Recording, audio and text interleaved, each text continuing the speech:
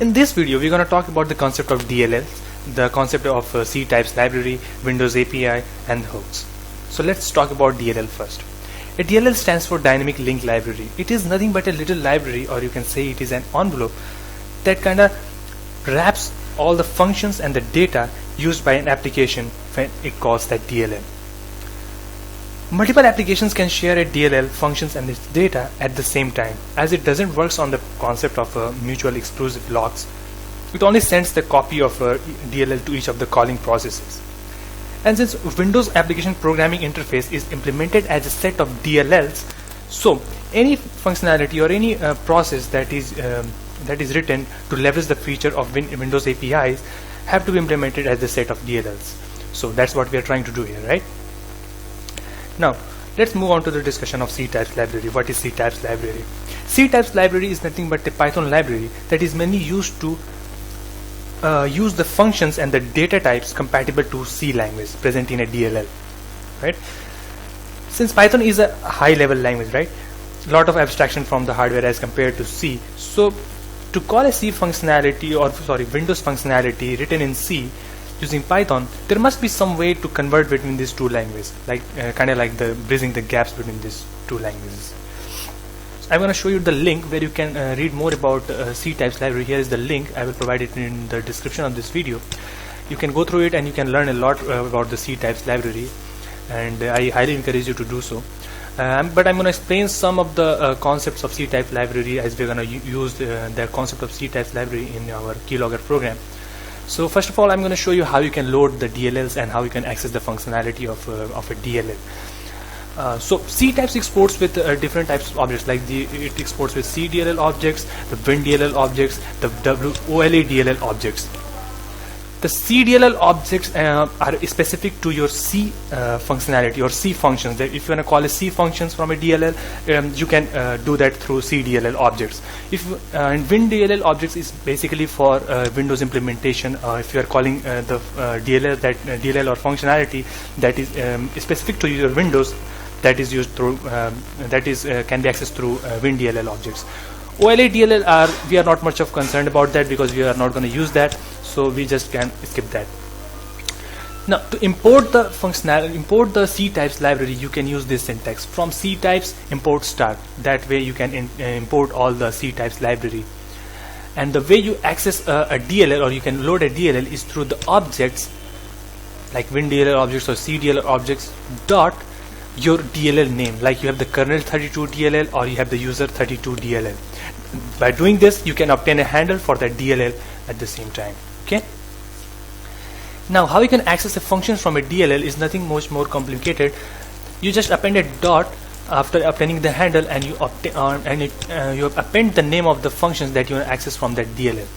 And some place you're gonna see like A appended to some place, and some place you're gonna see W appended to the function. I'm going to explain what it is. A stands for your ANSI version of your function, and W stands for Unicode version of your function. ANSI is, if you are familiar with the concept of ANSI and Unicode, you may know that ANSI and Unicode are basically the encoding mechanisms or encoding of the characters on your operating system. Older representation of Windows like Windows 95 and Windows 98 use the ANSI version of encoding, and newer versions like Windows Vista, Windows 7, Windows 10, Windows 8, all are using this Unicode version of encoding. All right. So that way you can access the functions from a DLL. All right. Now I'm going to show you the data types. Yeah, here it is. The data types supported by your C languages are right here. The data types supported by your Python language are right here. And since they are bridging the gaps between these two languages, so the Ctypes library has this data types corresponding to all the data types in Python and C. Like you have the integer here, so you can use this functionality in Ctypes library using the C_int. You have the long, you have the C_long, unsigned long, so you have the C_ulong. Things like that is pretty much easy. You can go through it. Now I want to show you how you can specify the argument of a function. You are implementing your callback procedures in Python, but you have to use the Ctypes because it is used through the hooks. So you have to implement the argument types. So you have to pass the data types that is represented in the Ctypes library. So it is done through the argtypes property of the function, and you have to pass the data types through the Ctypes library convention. So like if you pass here the C underscore char underscore p, it is the character pointer which is null terminated, which is nothing but a string. If you pass C underscore int, you have to pass an integer here. If you are passing the double, you have to pass a double here, things like that. You can also set the return types of the functions through the rest type property. You just have to set it to a valid Ctypes library data type. That's it. Now if you want to pass, many times you want to run into the situation you want to pass the reference of a variable or an object to a function. You can use it through the byref function. You just have to pass the variable or the object into the byref function, and you just pass it to the function that you want to pass the reference. Okay. So I want you to here the pointers. It works mostly the same as your byref functions. Just you create the variable or the objects. Here it is creating the object of integer type, and then to obtain the pointer of that object, you just pass that object into your pointer function, and you can obtain the pointer of that. All right.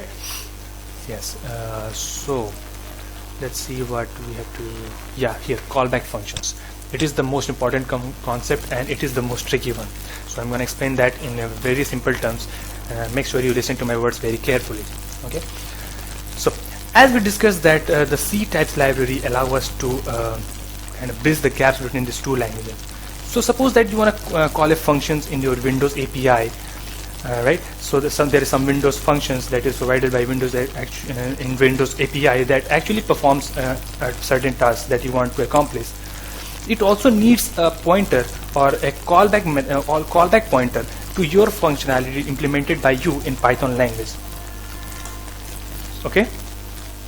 So that it can perform the task on its own through the kernel, and it can transfer back the output to your program that is implemented in Python, right? So that is the main concept of your callback functions, and the way you implement a callback function is through this cfunc type factory, or you can say it as a function.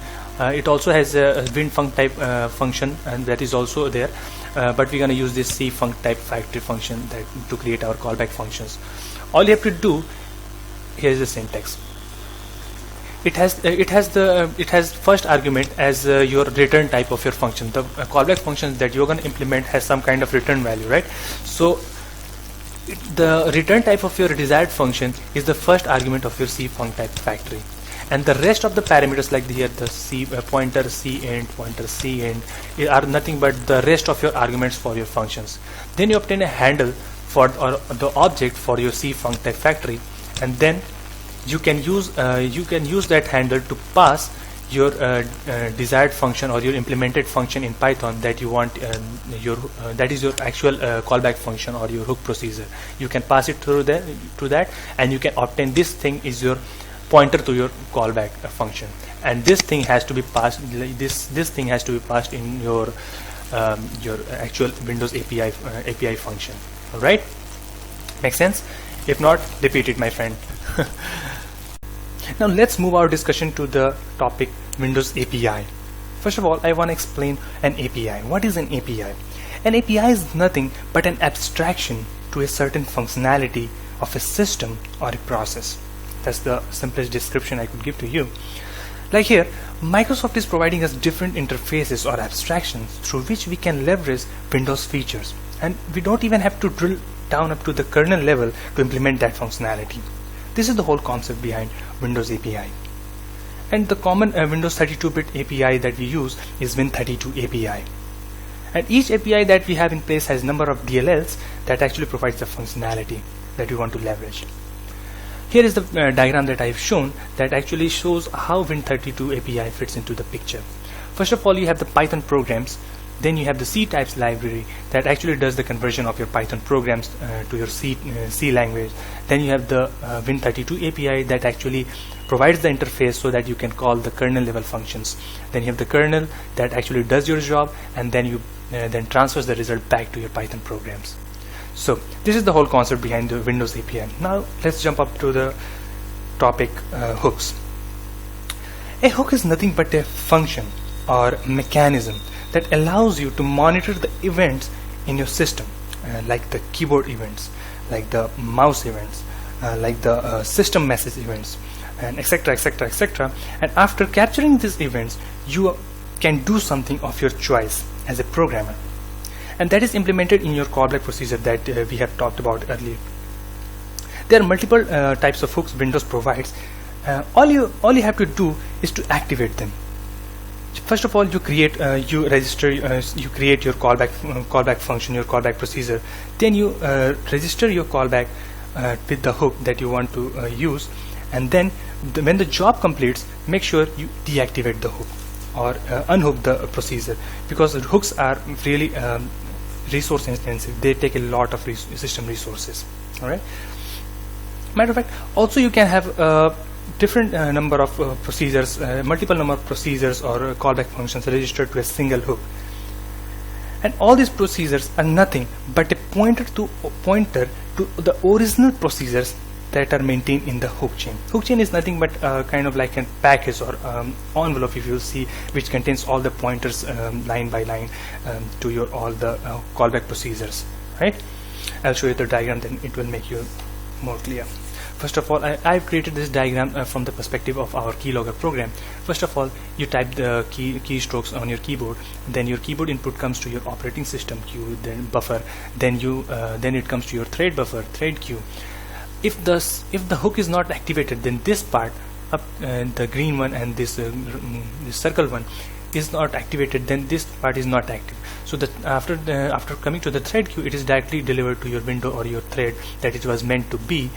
But when this part is active, this thing is active, then the thread queue directly transfer it to the first function, or I should say the pointer to the first function that is in hook chain, which actually transfers the data to your hook procedure and does something with it, whatever the functionality that you want to implement here, and then transfer the handle to your next procedure in your hook chain, and it goes on and on until there is no hook procedure left in the hook chain, and then it transfers back to the original program that it was meant to be. So here I am on MSDN website where I can show you where you can find resources about hooks, and I can explain you the functions related to hooks and how you can set hooks, how you can unset hooks. So let's see. Here is the types of hooks that Windows provides. You can get through like computer-based training, the debugging, the keyboard, the mouse, etc., etc. You can go through this all. The hook chains that we talked about earlier. Here's a hook procedure, the conventions that you should follow while creating your hook procedure. The hook procedure should have the integer code related to hooks, and the W parameter and the L parameter, which is nothing but the information related to your messages, which you don't have to worry about. These are there for some legacy reasons. Right? Here is the call next hook X method, which is nothing but a method that allows the handle to pass to the next hook procedure in the hook chain. Right? Also, how you can set hook procedures is through set Windows hook X function. Here is the function set Windows hook X. Okay, you can use it with XA or XW depending upon ANSI and your Unicode version of implementation. Right? So so after using this set Windows hooks X function, you all have to provide the type of hook that you want. Like here it wants the system messaging hook. Then you have the pointer to your function or your callback procedure. Then you have to get the reference of the DLL or the module, and then you have the 0 so that it tells that it is a global hook. I will tell you what global and local hooks are a little bit later. Then you obtain the handle. So this is the handle that you're gonna use while when you're gonna unset this hook. All right. So to unset hook, you have to use this unhook Windows X functionality. Okay, this function.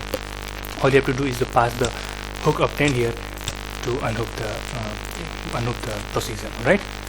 So last thing we have to talk about is the local hook and the global hook. Local hook is nothing but it is specific to a process. Like when you are setting a hook, like we are using our keylogger program, when we create our keylogger only for a notepad application, so we are going to be specific about our notepad application. So anything that you type on our notepad only will that part will only be captured by your hook program, because that is specific to the thread of notepad. But if you are using the global hook, then we are intercepting all the keystrokes regardless of any process. That's what the global and local hook means. Alright, so I think I have scratched the surface of hooks and all the concepts, so we can move on to the code. Right, so let's move on to our next part, where I'll write the whole code down and explain it to you. Okay, so see you there.